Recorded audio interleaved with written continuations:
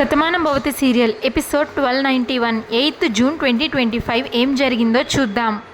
Bhargavi మురారికి injection చేయబోతుంది. మురారి వద్దు అని అంటాడు. అప్పుడు భార్గవి, ఏంటి మురారి, తలకి ఎంత పెద్ద గాయమైందో తెలుసు కదా, ఇంజెక్షన్ వద్దంటావేంటి, సెప్టిక్ అయ్యే ప్రమాదం ఉంది, తరువాత చాలా పెద్ద ప్రాబ్లం అవుతుంది, నా మాట విను అని భార్గవి అంటే, మురారి ఏమవుతుంది, మహా అయితే నా ప్రాణం పోతుంది అంతే కదా, అంతకంటే ఇంకేం కాదు కదా, నాకేం వద్దు, నువ్వెళ్ళు అని అంటాడు మురారి. అప్పుడు భువనేశ్వరి, ఏంటి కిట్టయ్యా ఇది, నీకు నువ్వే తలకి ఇంత పెద్ద గాయాన్ని చేసుకున్నావు, ఇప్పుడు ఆ గాయానికి మందు కూడా ఇవ్వద్దు అంటే ఎలాగా.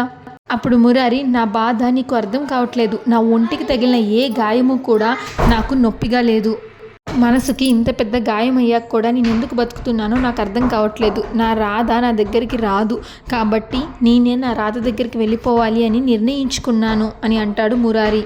అప్పుడు జయ, నీకు ఇప్పుడు ఏం చెప్పాలో కూడా నాకు అర్థం కావట్లేదు తమ్ముడు, నువ్వు ఇష్టపడ్డ మనిషి దూరం అయింది అని నువ్వు బాధపడుతున్నావు, కానీ మేమందరం కూడా నిన్ను ఇష్టపడుతున్నాం, నీకేమన్నా అయితే మేమెంత బాధపడతాం ఒక్కసారి ఆలోచించు.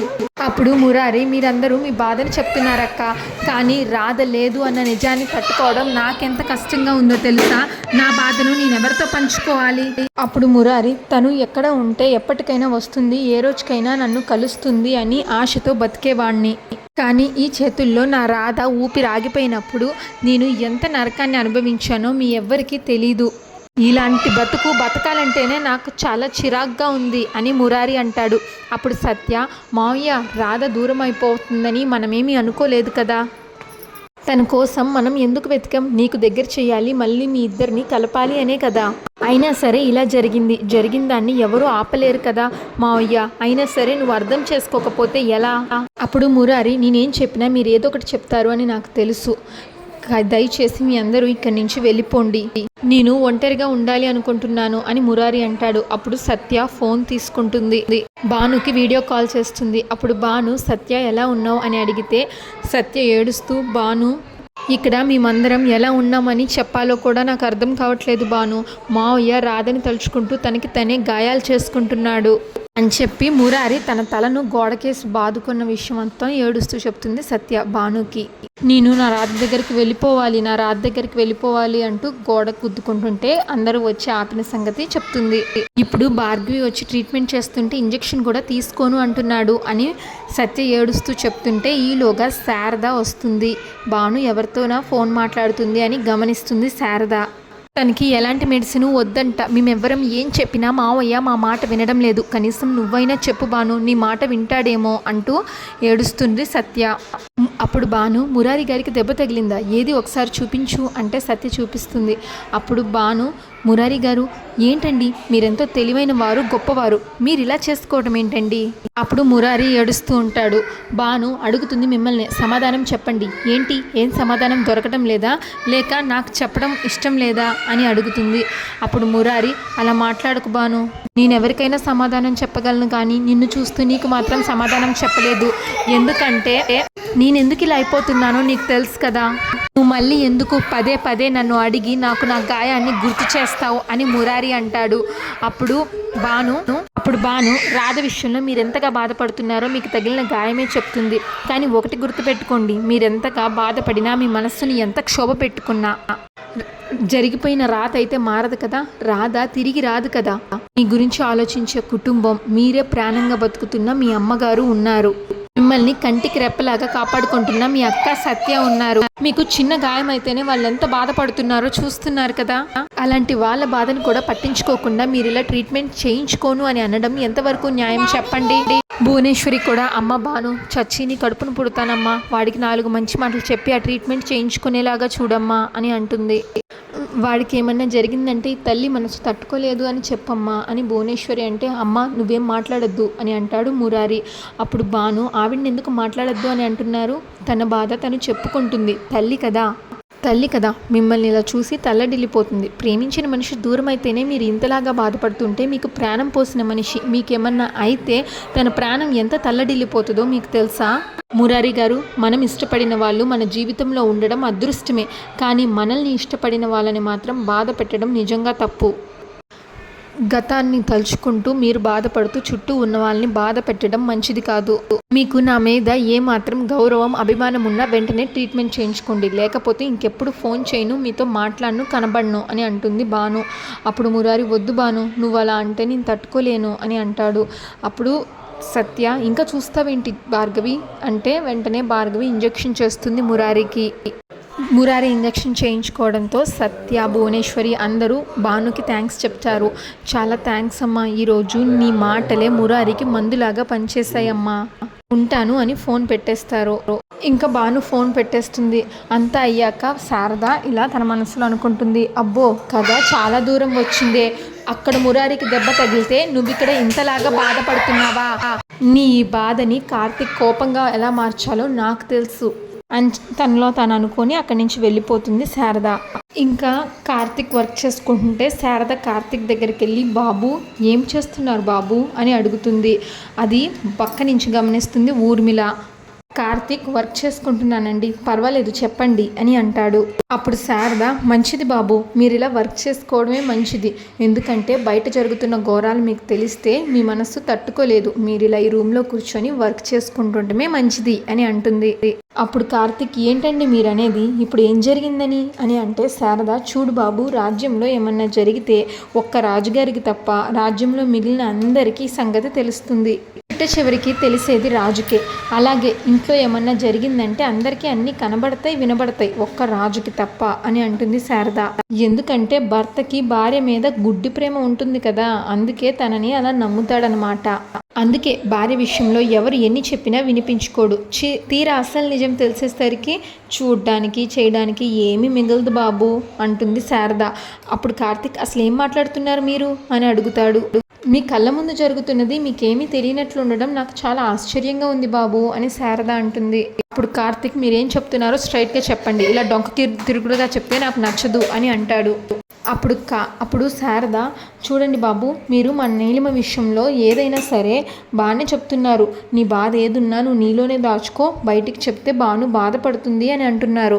మరి బాను గురించి మీరు అంత గొప్పగా ఆలోచిస్తున్నారు కదా, మీ గురించి మీ బాను కూడా అంతే గొప్పగా ఆలోచిస్తుందా, కార్తిక్ తను అలా ఆలోచించట్లేదని మీతో చెప్పిందా అని అడుగుతాడు. అప్పుడు శారద, ఇలాంటి విషయాలు ఎవరు నోటితో చెప్పక్కర్లేదు బాబు, వాళ్ళ చేతల్లో చూపిస్తే సరిపోతుంది, మనకి ఏ వ్యక్తి అంటే ఇష్టం ఉంటుందో ఆ వ్యక్తి గురించి ఎక్కువ ఆలోచిస్తాము. ఇక్కడ విచిత్రం ఏంటంటే ఇంట్లో మీరున్నారు కానీ మీ గురించి పట్టించుకోవట్లేదు. నీలిమ విషయంలో నువ్వు మాట్లాడొద్దు అని ఎన్నిసార్లు తనకి చెప్పినా తను వినిపించుకోవట్లేదు. మీ ముందు నీలిమని తిడుతుంది, కొడుతుంది. అదే మురారి గారు వచ్చి, బాను నువ్వు ఆగిపో అంటే అక్కడ స్విచ్ ఆపితే ఇక్కడ ఫ్యాన్ ఆపినట్లు, రెడ్ లైట్ చూడంగానే ట్రైన్ ఆగినట్టు బాను టక్కుమని ఆగిపోతుంది. ఆ మురారికి ఏమైనా కష్టం వస్తే బాను తెగ బాధపడిపోతుంది. కార్తిక్, ఇలాంటి మాటలతో నన్ను చిరాకు పెట్టకండి, ఇప్పుడు ఏం జరిగిందని అని అడుగుతాడు. శారద, ఏం జరిగింది అని నన్ను అడుగుతున్నారేంటి బాబు, ఆ ఊర్లో ఉన్న మురారి తెగ బాధపడిపోతున్నాడంట, చచ్చిపోయిన తన ప్రేయసి రాదని తలుచుకొని కంటికి మింటికి ఏడుస్తున్నాడంట. అయ్యయ్యో, ఈ విషయం బానుకి తెలిసి వెంటనే ఈవిడి గారి గుండె చెరువైపోయింది. అమ్మో, నా మురారి అలా ఏడిస్తే ఇంకేమన్నా ఉందా, తను బాధపడితే నేను తట్టుకోగలనా అని చెప్పి వీడియో కాల్ చేసి మరీ మురారికి ఎంతగా చెప్పిందో. అదంతా విన్న ఊర్మిళ చాలా చిరాగ్గా ఫీల్ అవుతుంది. ఇంకా శారద ఊర్మిళని చూసుకోకుండా చెప్తానే ఉంటుంది, ఏమండి మీరు అలా ఏడుస్తుంటే నేను తట్టుకోలేను, నా కళ్ళల్లో నీళ్ళు వస్తున్నాయి, మీరు భోంచేయాలి, మంచిగా ఉండాలి, ఇలా ఒకటా రెండా 100 కొద్దీ చెప్తూనే ఉంది అంటుంది శారద. మరి భాను రాధ ఒక్కో పెలుకుల్లో ఉన్నారు కాబట్టి ఆ మురారి కూడా భాను చెప్పిన మాటలు తూచ తప్పకుండా వింటున్నాడు. వాళ్ళ ఇంట్లో ఎవరి మాట వినని మురారి భాను ఒక్క మాట చెప్పంగానే వినడం ఏంటి, ఇక్కడ ఎవరి మాట వినిపించుకొని భాను మురారి చెప్పంగానే వినడం ఏంటి, చూడ్డానికి చాలా ఆశ్చర్యంగా ఉంది, వినడానికి చాలా అసహ్యంగా ఉంది బాబు అంటుంది శారద. మీ అందరూ ఏమో మంచివాళ్ళు, భానుకి బాధపడకూడదు అని ఎంతో కష్టాన్ని మీ మనసులో దాచుకుంటున్నారు, నీలిమ కన్నీళ్లు పెట్టుకున్నా మీరు కరగట్లేదు, భాను దగ్గర మాత్రం నిజం చెప్పద్దు అంటున్నారు. భాను మాత్రం ఈ ఇంట్లో ఎవరి గురించి పట్టించుకోకుండా అక్కడ మురారి గురించి పట్టించుకొని తన గురించే మాట్లాడుతుంది. ఈ ఇంటి మనిషి ఆ ఇంటి మనిషి గురించి ఆలోచించడం ఏంటో, అక్కడ మనిషి బాధపడితే ఇక్కడ మనిషి బాధపడిపోవడం ఏంటో నాకేమీ అర్థం కావట్లేదు బాబు అంటుంది. ఈ కథ ఇంకా ఎంత దూరం వెళ్తుందో నాకు అర్థం కావట్లేదు అని శారద అంటే కార్తిక్ మరి కాస్త అనుమానిస్తాడు భానుని. కానీ ఊర్మిళ మాత్రం కోపంగా చూస్తుంది శారద వైపు. భాను అలా ఫోన్ మాట్లాడుకోవడం చూసి తట్టుకోలేక మీకు వచ్చి చెప్పాను, కానీ మీ భార్య మీద మీకు చాడీలు చెప్పానని మాత్రం నన్ను అనుకోవద్దు బాబు అంటుంది శారద. మీ కాపురం బాగుండాలి, మీ ఇద్దరు 10 కాలాల పాటు చల్లగా ఉండాలి అని కోరుకునే దాన్ని తప్ప మీ మధ్య చిచ్చులు పెట్టే బుద్ధి మాత్రం నాకు లేదు బాబు. నేను చెప్పింది కాస్త ఆలోచించండి బాబు అని చెప్పి శారద అక్కడి నుంచి రూమ్లో నుంచి వెళ్ళిపోతుంటే ఊర్మిళ పక్కకి దాక్కుంటుంది, డోర్ పక్కకి. శారద వెళ్ళిపోగానే కార్తిక్ కోపంగా ఫైల్స్ బుక్స్ మొత్తం పక్కకి ఇసిరేస్తాడు. ఈలోగా భాను వచ్చి, ఏమండి ఈ విషయం విన్నారా? మురారి గారు అక్కడ కనీసం తిండి కూడా తినట్లేదంట, రాధ గురించి ఆలోచిస్తూ ఎంతో బాధపడుతున్నారు అని అంటుంది. ఊర్మిళ చూస్తూనే ఉంటుంది కార్తిక్ ఎలా రియాక్ట్ అవుతాడు అని. చివరికి గోడకేసి తల బాదుకున్నారంట, తలకి దెబ్బ తగిలింది అని భాను చెప్తుంది. కార్తిక్ ఏమో భాను వంక కోపంగా చూస్తాడు. డాక్టర్ వచ్చి ట్రీట్మెంట్ చేస్తాను అంటే వద్దు అంటున్నారంట, ఇంజెక్షన్ కూడా తీసుకోను అంటున్నారంట. నేనే నచ్చ చెప్పాను, అసలు మురారి గారిని ఎలా ఓదార్చాలో కూడా నాకు తెలియట్లేదండి అని అంటే, కార్తిక్ నీకెందుకు భాను, అసలు వాళ్ళ విషయాల్లో నువ్వెందుకు జోక్యం చేసుకుంటున్నావు? అది వాళ్ళ ఇంటికి సంబంధించిన విషయం, మధ్యలో నువ్వెందుకు కలగజేసుకుంటున్నావు అని అడుగుతాడు కార్తిక్. అప్పుడు భాను, అదేంటండి అలా మాట్లాడుతున్నారు, మురారి గారు ఏమైనా పరాయి వాళ్ళ? మనకి కావాల్సిన వాళ్ళే కదా, మన వాళ్ళకి కష్టం వచ్చినప్పుడు మనం పట్టించుకోకపోతే ఇంకెవరు పట్టించుకుంటారు అని భాను అంటుంది. అప్పుడు కార్తిక్ చూడు భాను, మురారి వాళ్ళకి మనకి ఎటువంటి చుట్టరికం లేదు, కేవలం స్నేహం మాత్రమే ఉంది. ఆ రోజు నువ్వు వాళ్ళని కాపాడడానికి వెళ్ళినప్పుడు అనుకోకుండా నీకు దెబ్బ తగిలింది, దాంతో నువ్వు గతాన్ని మర్చిపోయావు. నువ్వు వాళ్ళ మనిషిలాగా ఉండడం వల్ల నువ్వు ఆ మనిషి అనుకొని వాళ్ళు నిన్ను చేరతీశారు, నిన్ను అపురూపంగా చూసుకున్నారు. నువ్వు మా ఇంటి మనిషివి, నువ్వు నా భాను అని తెలిసాక వాళ్ళు నిన్ను ఇక్కడ వదిలేశారు, వాళ్ళ దారిన వాళ్ళు వెళ్ళిపోయారు. మన 2 కుటుంబాల మధ్య ఉన్న బంధం అంతవరకే, దానికే నువ్వేదో కుటుంబ సంబంధాలు కలుపుకుంటూ వాళ్ళ బాధల్ని నువ్వు పంచుకోవడం నాకేం నచ్చలేదు అని అంటాడు కార్తిక్. ఇప్పుడు భాను, ఏంటండి అసలు ఏమైంది మీకు, ఎందుకు ఇలా మాట్లాడుతున్నారు? మురారి గారు రాధని ప్రేమించారు, ఆ రాధ చనిపోయింది, ఆ బాధని మురారి గారు తట్టుకోలేకపోతున్నారు, అందుకే నేను ఓదార్చాను. మీతో చెప్తే మీరు ఒక 4 మంచి మాటలు చెప్తారు అని అనుకున్నాను, కానీ మీరెందుకు ఇలా మాట్లాడుతున్నారు అని అడుగుతుంది భాను. ఇంకెలా మాట్లాడమంటావు, ఇంకెలా చెప్పమంటావు? చచ్చిపోయిన రాధ తిరిగి వస్తుంది అని చెప్పమంటావా, లేక నువ్వు ఇలా ఏడుస్తూ ఉంటే రాధ మళ్ళీ నీ దగ్గరకు వస్తుంది అని నన్ను కూడా చెప్పమంటావా? మురారి ఏం చిన్నపిల్లోడు కాదు, లోక జ్ఞానం తెలియని మనిషి అస్సలే కాదు, తనకు అన్ని విషయాలు తెలుసు. పైగా రాధ తన చేతుల్లోనే చనిపోయింది, చనిపోయిన వాళ్ళు ఎప్పటికీ తిరిగి రారు అని తెలుసుకోలేనంత తెలివి తక్కువ వాడేం కాదు కదా అని అంటాడు కార్తిక్. అంతటితో ఎపిసోడ్ పూర్తవుతుంది. ఇంకా భాను శారదాతో ఇలా అంటుంది చక్రిని చూపిస్తూ, తను నీలిమ భర్త, తన భార్యని తనతో తీసుకెళ్ళాలి అనుకుంటున్నాడు. మారిపోయిన తన భర్త గురించి మీరు ఇలా పదే పదే తప్పుగా మాట్లాడడం నాకు చాలా చిరాగ్గా అనిపిస్తుంది అంటుంది భాను. చక్రి, అవునక్క, అసలు ముందు వాళ్ళ అమ్మ అక్క ఇంట్లో ఉండడమే నాకు చాలా చిరాగ్గా ఉంది, వీళ్ళిద్దరిని ఇంట్లో నుంచి పంపిస్తేనే నీలిమ నా భార్య నాదవుతుంది అని అంటాడు చక్రి. దయచేసి ముందు వీళ్ళని మన ఇంటి నుంచి పంపించేయండి అని చక్రి అంటాడు. శారద స్నేహ కోపంగా చూస్తారు.